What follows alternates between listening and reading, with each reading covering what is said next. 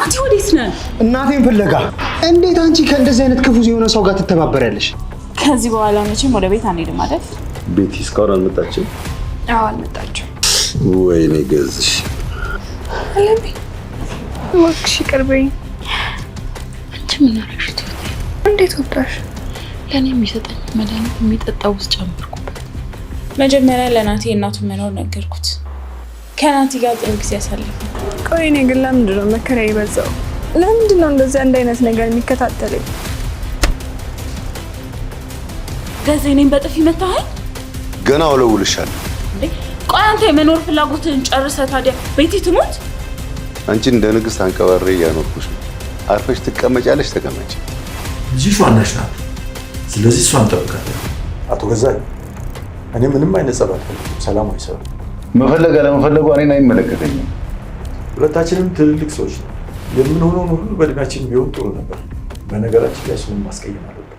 ግን እኔም ከአንተ ባልተናነሰ መልኩ እጎዳለሁ። ቱት ከኔ ቤት ጊዜዋን ጨርሳ ትወጣለች። እኔ ግን ስራ አለብኝ።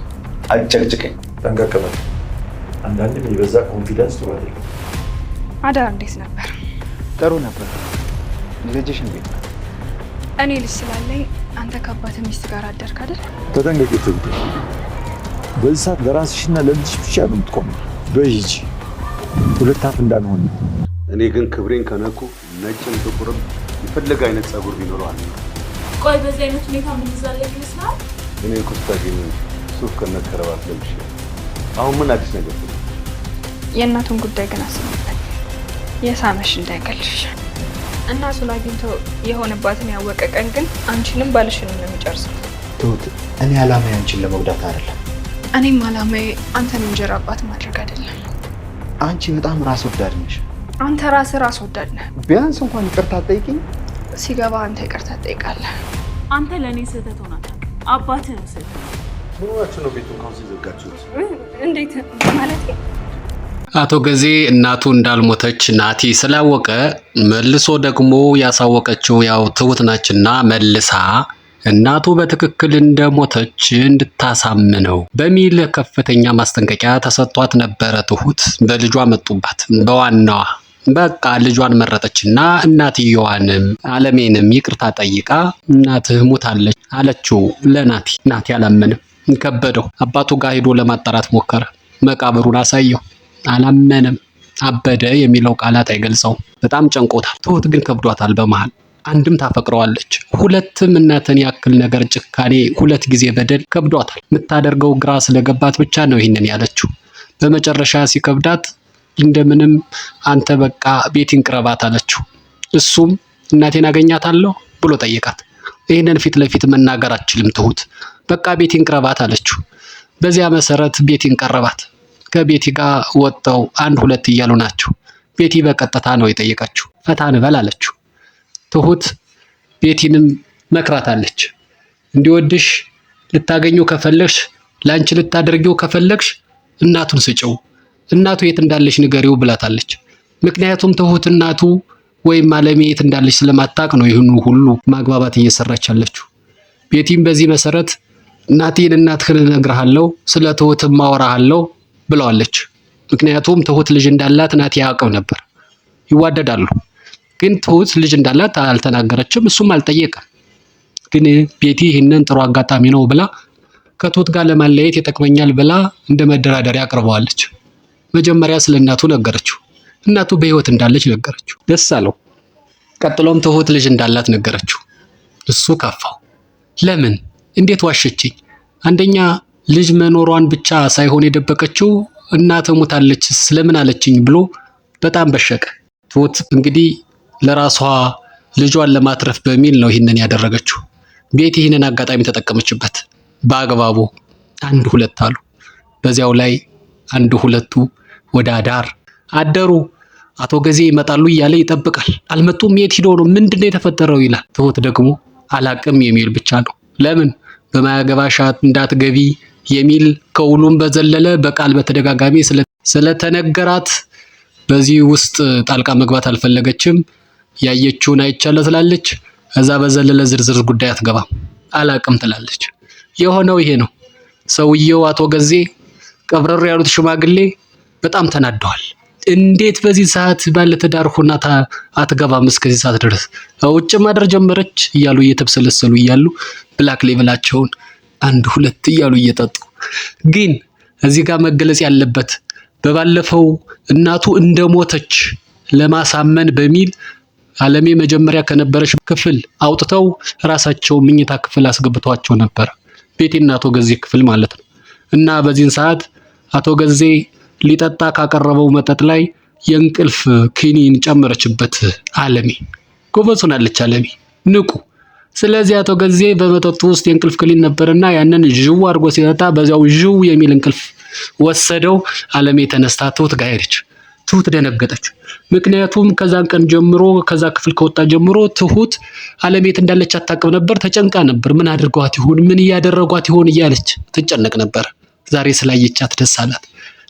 አደረገችባትም እንዲፈጠር ስላደረገችም ልጇን ስለመረጠችም ይቅርታ ጠይቀቻት። አይ ልጄ እኔ እኮ ባንቺ አልቀየምም፣ ማድረግ ያለብሽን ያደረግሽ፣ እኔም ቢሆን ልጄን ነው ማስቀድመው፣ ስለዚህ ምንም እንዳታስቢ ብላለቻት። ብዙ ወሩ የእናትና ልጅ አይነት አወራር።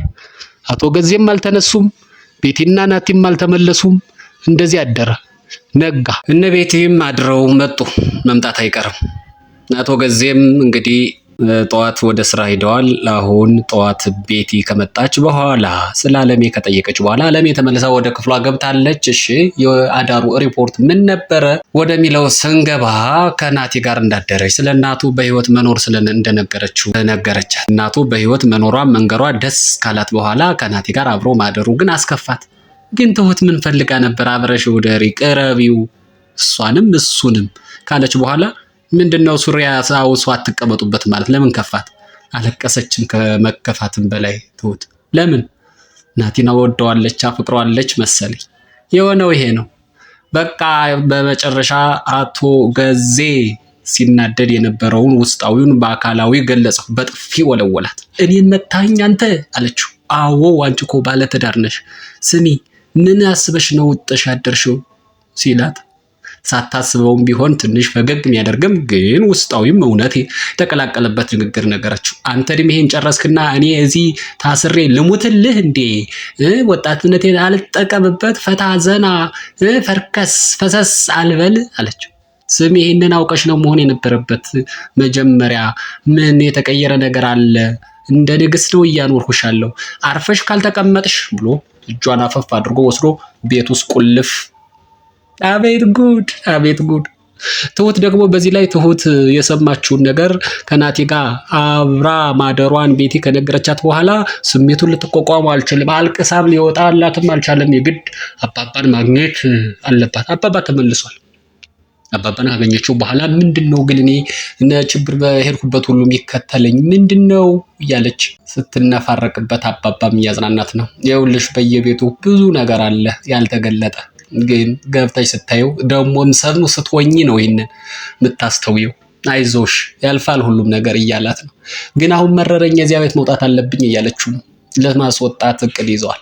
ግን እሷ የምትፈልገው እሷንም አለሜንም ልጁንም ማውጣት ነው። እንዴት?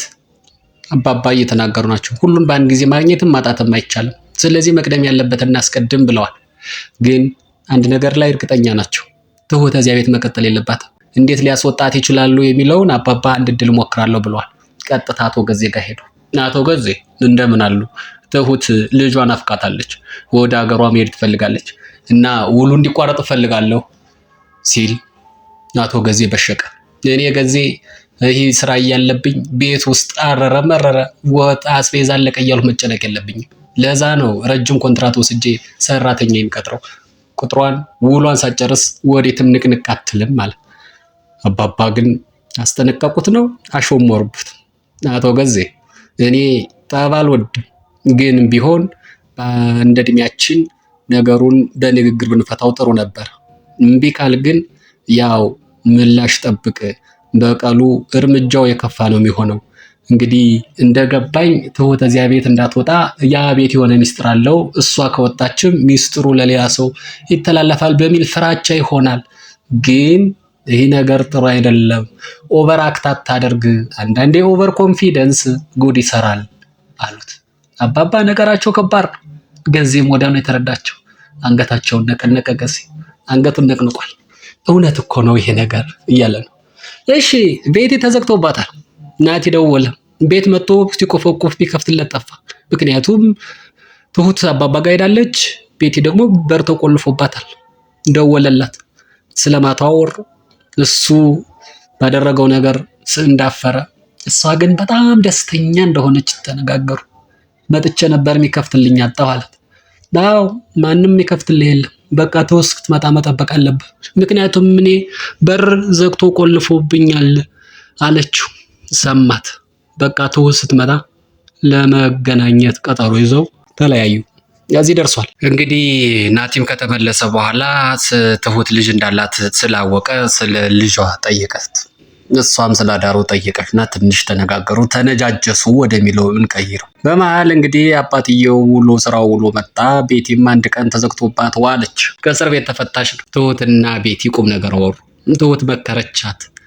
ያው ከሰማቻት እስር ቤት እንዴት ነው ከሚል ጥያቄ ነው የጀመረችው። ያየሽው አይደለ ስሜቱን መቼም ይገባሻል። ይህን ያክል ጊዜ ተዘግቶባት አለሜ ምን እንደሚሰማት በትንሹም ቢሆን አይተሻል። ለማንኛውም ናቲንም ቢሆን የሚለቅሽ አይመስለኝም። ስለ እናቱ አስቢበት። የሳመሽ ሊገልሽም ይችላል። በተለይ ደግሞ እናቱን ያደረሳችሁባት ሰቀቀን በደል ያኔ ያወቀ የተረዳ ጊዜ አስቡበት እንግዲህ ከወዲሁ ብለዋለች። ባክሽ ዛሬ ልኑር እንጂ የነገ ራሱ ይጨነቅ ብላለች። አታስፈራሪኝ ነው ያለቻት ባጭሩ። በቃ ናቲ ደግሞ ባለፈ ባገደመ ያው እናቱ በህይወት እንዳለች ቤቲ ስለነገረችው ቡና መጠጣት ፈልጋለሁ፣ እንደዚህ ሆኖኛል፣ እንደዚህ ፈልጌ እያለ ጎራ ማለት ጀምሯል። እና ቤት መጥቶ ቡና ፈልጓል፣ እንዲፈላለት ፈልጓል። ቤቲ ደግሞ በዚህ አጋጣሚ በቃ ናቲ የኔ ነው እኔ ጠቅልዬዋለሁ የሚለውን ከንግግር በዘለለ በተግባርም ማሳየት ትፈልጋለች እና የታከከችው ናቲ እንደምንም ተቋቁሞ እንግዲህ ቡና ለመጠጣት እየጠበቁ ናቸው። ከዛ በፊት ግን ትሁት ጋር ማውራት ፈለጉ። ትሁት እኔ አንቺን ለመጉዳት አስቤ አላቅም። እንግዲህ እኔ በጣም የተበሳጨሁት እናቴን እንዴት ካጠገብሽ ሁና ሞታለሽ ትይኛለሽ? እንዴት በእናት ትጨክኛለሽ? ራስ ወዳድ ነሽ እያለ ወቀሳት። አይ ተው ይሁን እንግዲህ በጊዜው ሊገባ ይችላል። ያኔ ግን የገባ ጊዜ ሁሉም ካለፈ በኋላ ነው አለችው። ግልጽ አላወሩ። ምክንያቱም ናቲ የእናት ነገር ሆኖ በሱ በኩል የደረሰበትን ነው እየተናገረ ያለ። ትሁት ግን ሁሉን ታውቃለች። ሁሉን በውስጧ አምቃ ነው። ለልጇ እንደሆነ ግን ነግረዋለች። እኔ በወድህ ከልጅ አላስበልጥህም፣ አንተም ብትወደኝ ከእናት አታስበልጠኝም፣ በቃ ያደረጉት ይሄን ነው ብለዋለች። ናቲና ቤቲ ደግሞ ጥሩ ሙድ ላይ ያሉ ይመስላሉ። በእርግጥ ናቲ ጥሩ ሙድ ላይ አይደለም ያለው። እናቱን ማግኘት ይፈልጋል። ስለ እናቱ ጠየቃት። አዎ እንግዲህ እናትህን ለማሳየት ስንት ዋጋ ከፍዬ ስንት ነገር ተረማምጄ ነው ማሳየህና ለዛ ደግሞ ካሳ ፈልጋለሁ። ያ ካሳ ደግሞ ምን እንደሆነ ታውቃለህ? ትናንትና ያደረግነውን አሁን አቶ ገዜ ከባለቤቴ አልጋ ገብተን ፋፈሽ ፈታ ካልነ በኋላ እናትህ ጋር በአካል ወስጄ አገናኝሃለሁ አለችው። እንዴ በስተት ላይ ስተት እንዴት ሊሆን ይችላል ብሎ ዘራፍ አለ። አይ ስህተት ሊሆን አይችልም። ስህተቱ አባት ጋር መጋባቴ ነው፣ ከአንተ ጋርማ ሽልማቴ ነው፣ የምን ስህተት ነው ብላ እጅ ተያይዘው ገቡ። ምን ተፈጠረ? ልክ እንደገቡ አቶ ገዜ ዕቃ ረሳሁኝ ብሎ ተመልሶ ከች።